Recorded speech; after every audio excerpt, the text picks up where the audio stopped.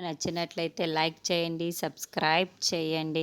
మళ్ళీ మాలినికైతే ఫోన్ చేస్తూ ఉంటుంది. ఇంతలో అక్కడున్న మాలిని మాత్రం మళ్ళీ ఏంటి ఈ టైంలో నాకు ఫోన్ చేస్తుంది అని అనుకుంటూ ఉంటుంది. ఆ కాల్ లిఫ్ట్ చేసింది.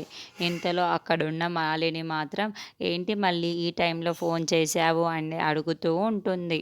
ఆ మాటలు వినగానే అక్కడున్న మళ్ళీ మాత్రం చాలా బాధపడుతూ, అక్క, నా బిడ్డని నీకు పుట్టగానే ఇచ్చేస్తాను కదక్క, ఎప్పుడైనా నాకు ఎత్తుకోవాలనిపిస్తా, ఎప్పుడైనా తనతో ఆడుకోవాలనిపించినా నేను అక్కడికి వచ్చి ఆడుకోవచ్చా అక్క, తనతో ఎత్తుకోవచ్చా అక్క, తనతో టైం పాస్ చేయవచ్చా, నేను నా చేతులతో తనని తినిపించొచ్చా అని ఎప్పుడైనా ఆడుకొని నేను కూడా ఉండొచ్చా తనతో అని చెప్పేసి అడుగుతూ ఉంటుంది.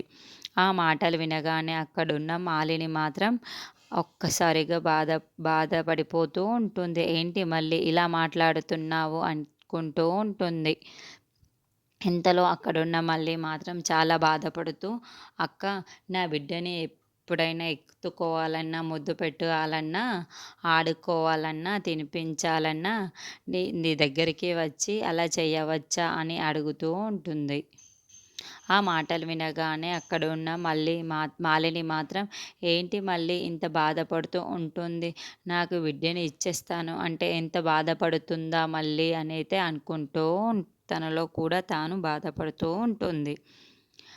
ఇంతలో అక్కడున్న మాలిని మాత్రం తన మాటలు వినలేక, తన బాధని చూడలేక తన ఫోన్ అయితే కట్ చేసేస్తూ ఉంటుంది.